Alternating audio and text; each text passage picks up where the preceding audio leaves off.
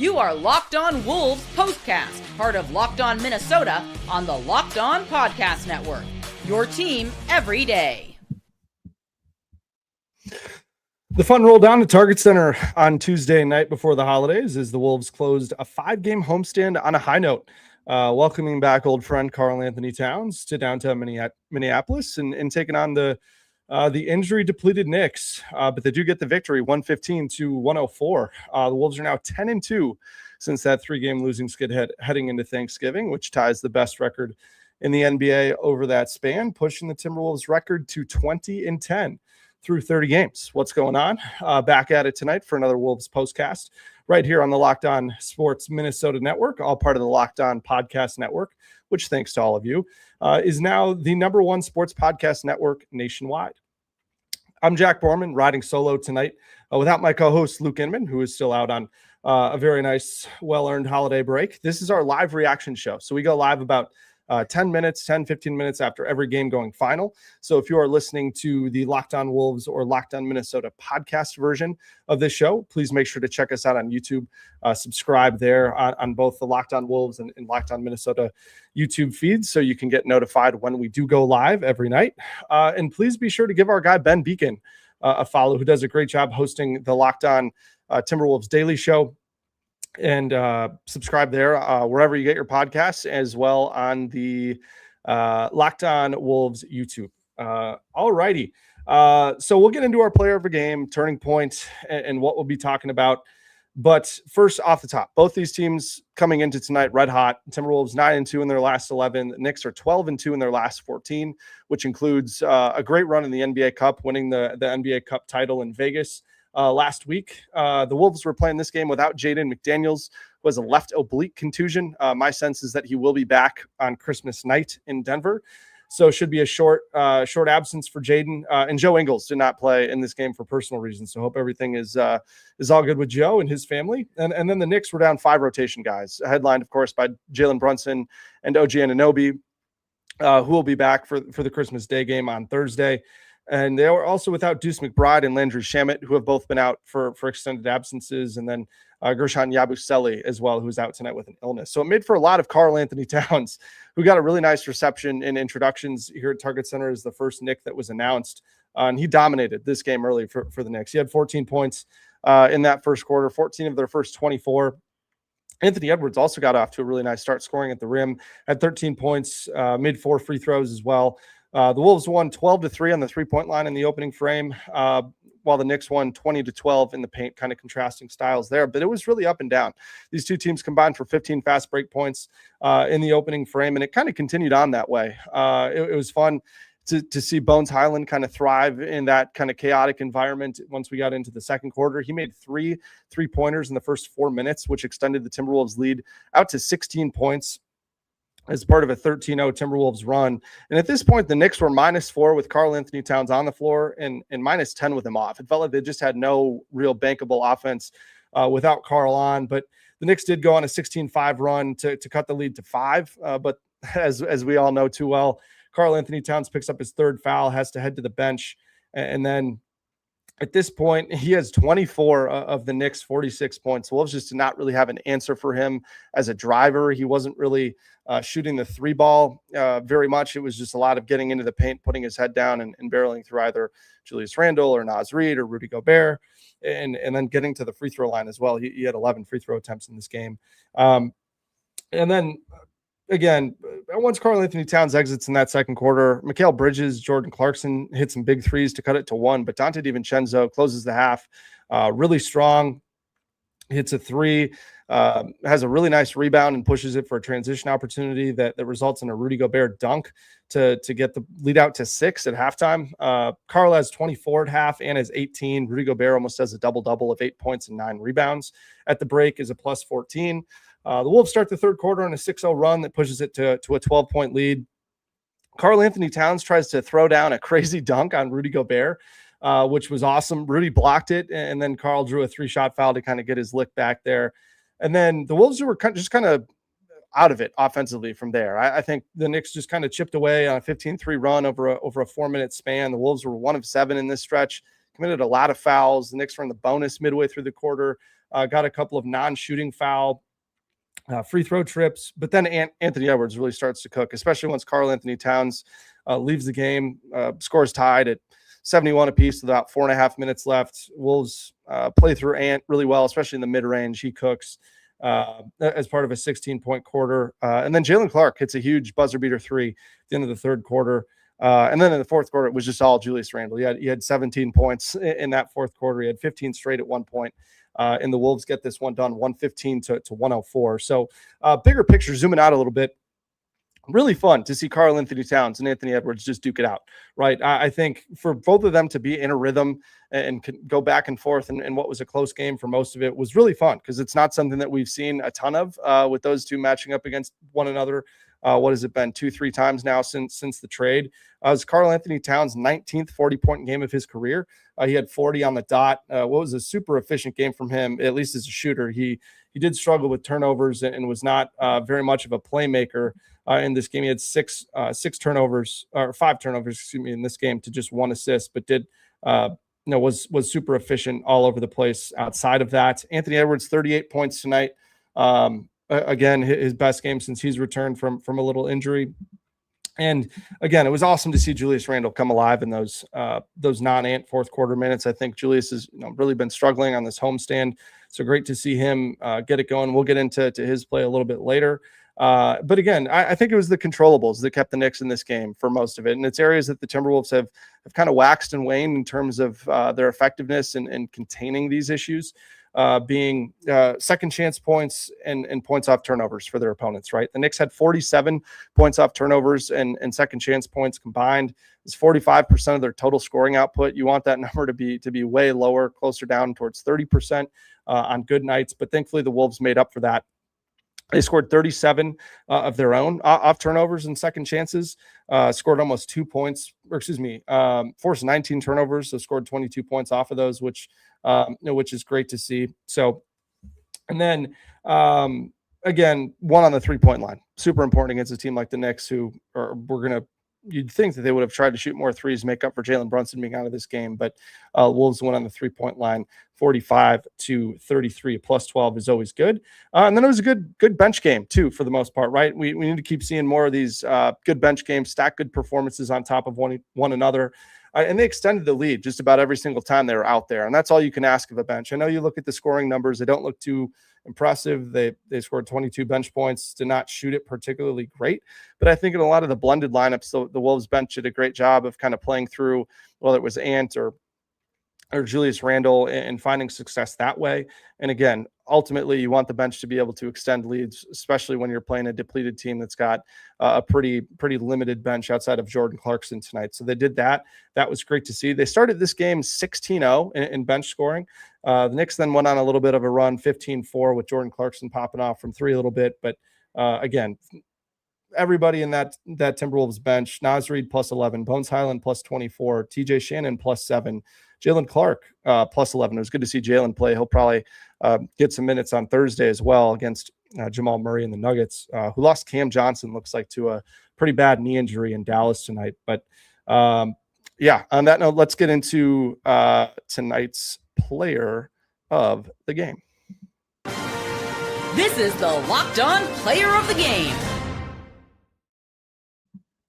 Yeah, no surprise here. Anthony Edwards is our player of the game tonight. 38 points to lead all Timberwolves scores, 15 of 27 from the floor, 4 of 10 from 3, 4 of 6 from the free throw line, and 5 stocks to top it off. Was great. I just thought, again, what I love about Anthony Edwards is he has such a good feel for when this team kind of needs him to take control of the game, especially at Target Center, where he has this crowd in the palm of his hand basically every single night and knows exactly when to play up to it. And that third quarter was a really pivotal time, right? I think the Wolves are just kind of letting the Knicks hang around. No one outside of Ant really had anything going offensively, at least consistently to that point. And then he got it. I just like the progression of Ant's night as a scorer. He really got started at the rim, which was good to see.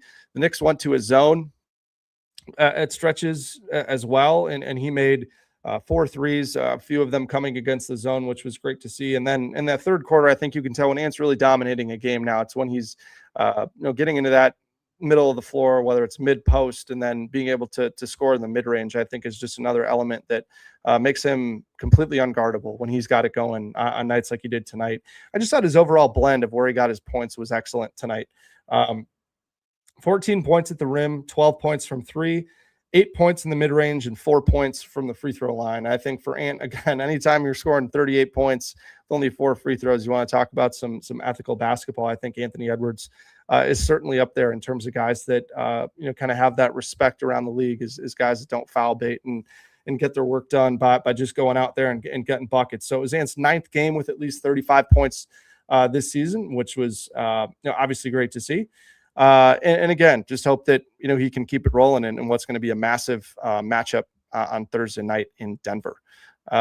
Let's get into the turning point. Time to reveal where the game was won or lost. It's the turning point. Yeah, the turning point here for me, it's kind of funny. It's like the exact opposite of what we talked about the other night. But it was when Julius Randle checked into the game at the 9:24 mark of the fourth quarter, with the Wolves up 5. Kind of an odd offensive lineup of 3 guards: Mike Conley, Bones Highland, Dante DiVincenzo, Randle, and then Rudy Gobert. So Randle's kind of the main guy that you've got to play through offensively. And oh boy, did he deliver. It was one of his best quarters as a Timberwolf. It was a nice little birthday gift to his son, Kaiden, who was sitting right down there on that end of the floor while he was just absolutely bludgeoning the Knicks in the paint. He just kept attacking the rim and played with a ton of physicality at an important time. Karl-Anthony Towns was in foul trouble, had 4 fouls entering the fourth quarter. So Julius just went right at him, right? And the Timberwolves need more of that, just attacking guys who are in foul trouble. You got defenders on their heels, and then once they kind of were expecting him to plow into their bodies and get to the free throw line or try to finish at the rim, what he did is he just spins away into those nice mid-range jumpers that I think we've all come to trust, that when he takes those. And again, 5 of his 7 fourth quarter baskets were unassisted. Love the way he was interacting with the crowd, totally egging him on and getting way more energy in the arena that was certainly needed than what was happening in the third quarter, at least until Ant started to cook a little bit. But again, Randle scored 15 straight points at one point, and then that streak ends when Ant has a breakaway dunk, and then Randle gets right back to it by assisting on a Dante DiVincenzo corner 3 on the next trip. So he just completely dominated this fourth quarter game, which was awesome to see. Timberwolves definitely needed somebody other than Ant to step up, and Randle did that, especially with him kind of struggling at least to shoot the ball throughout most of this homestand. It was great for him to have that moment. Certainly meant a lot to his family that was there. And again, just funny that Nas checking in for Randle on Sunday was kind of what swung that game, and the inverse happened again tonight. But Randle ends the game with 25 points after just 8 points in the first 3 quarters, and always a good thing when your 2 best players can score 63 points on 53% shooting. So that's great, and it was part of a really fun night for the Timberwolves. So we'll be right back.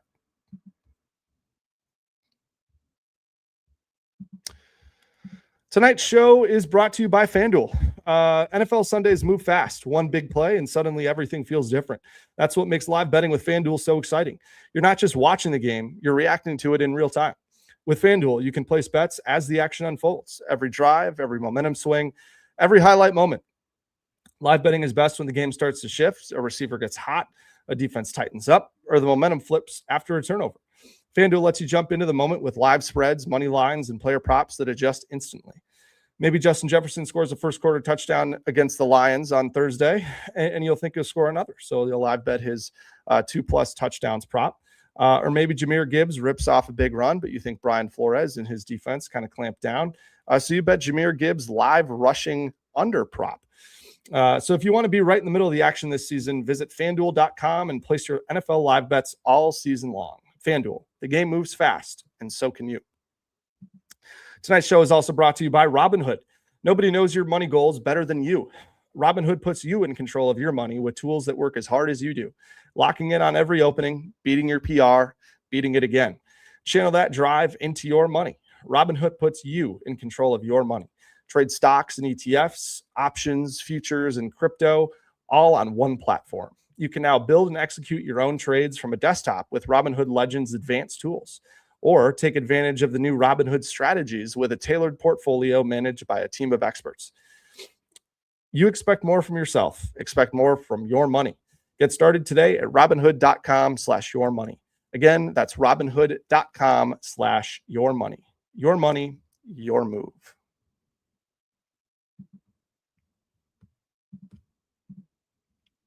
All right, getting back into it. Let's get into tonight's X Factor. It's time to reveal who made the biggest under-the-radar impact with today's X Factor. Yeah, tonight's X Factor is Rudy Gobert. I thought he completely won the matchup with Mitchell Robinson on the glass, completely took Robinson out of the game as far as I'm concerned, who was a minus 15 in his 26 minutes, had 2 points, which was on a pretty crazy putback dunk. But again, did a really good job of limiting him on the offensive glass, right? Robinson has been a prolific offensive rebounder this season. He's had multiple games, I believe, this season with more than 10 offensive rebounds. And he generates a ton of second chance points for the Knicks, especially from three. He's really good at just kicking the ball back out.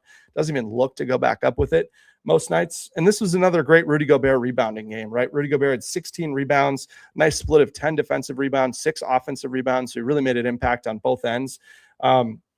And again, one thing, so again, off the cuff here, fifth straight game with at least 12 rebounds for Rudy Gobert.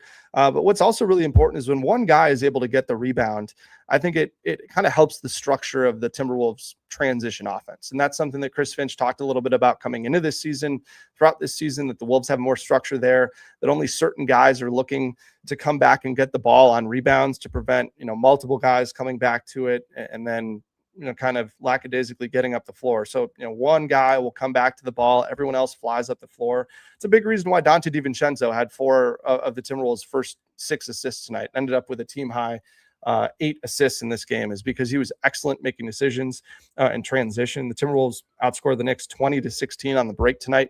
And those two guys had a lot to do with it. So it was a great Rudy Gobert game. And then again, his impact defensively was immense, right? The Knicks shot 50% at the rim, 16 of 32. The league average is 67%, so well below that.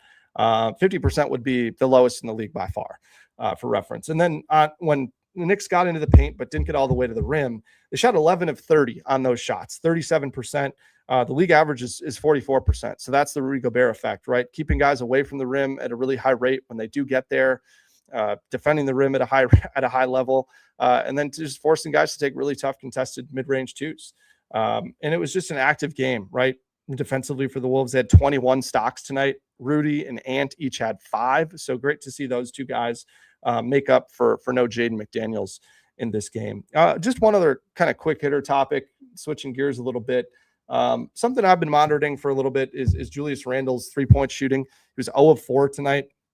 He shot 46.5% on 28 attempts in October, down to 31.6% in November on 76 3-point attempts. And then in December, entering tonight, just 28.9% on 38 3-point attempts. So again, it's just kind of been falling off a cliff a little bit for Randle, a little bit more than regression to the mean for my money. But again, if Julius can get back to knocking down some of those open threes, I think you'll see his scoring efficiency really tick back up, and I think just see him be a much more effective co-star like we saw for the majority of the start of this season. So let's get into what we'll be talking about tomorrow. This is what you'll be talking about. Yeah, I think it's always fun to revisit a trade that's as big as Karl for Julius and Donte. I think it was a tough trade to make for both teams. All those guys were really well liked within their respective buildings. But I think you can make a great case that it's a win-win trade, right? Randle was excellent down the stretch of last season and into the playoffs, and was arguably the reason why they beat the Warriors in that series. Was awesome to watch. And then Donte DiVincenzo this season especially has really been rounding into form as a do-it-all type of guy with a super necessary skill set who's been available damn near every night after struggling with some injuries last year. And I just think it's a much more balanced Timberwolves team right now than what it was with Karl-Anthony Towns on the roster. And that's not a knock on Karl. I think, adding another guy to the rotation that can do a lot of things is important. But again, I think the Knicks offense has really gone to another level with Towns in there next to Jalen Brunson. So that's been fun for him. And I just think the fit is cleaner with Gobert alongside Randle as just a guy that can really pass it and has been really good at dumping the ball off to Gobert and finding him in front of the rim and end on some lobs as well in recent weeks as well. So yeah, I think been a fun one to kind of watch grow on both sides, as both these teams were in their respective conference finals last season, which was great to see, obviously, for two teams that have been looking to break through in the playoffs. But yeah, a fun one tonight. The Wolves end up taking down the Knicks 115-104. Again, Anthony Edwards 38 points, Julius Randle 25 points, take down Karl-Anthony Towns in the Knicks. Karl had 40 and 13 boards tonight. So yeah, I'll be back for another solo show, late one on Christmas, to break down Wolves Nuggets. That is a 9:30 p.m. tip on ESPN. So that'll round out their 5-game slate. But until then, Merry Christmas, Happy Holidays to you and yours, and we will catch you next time.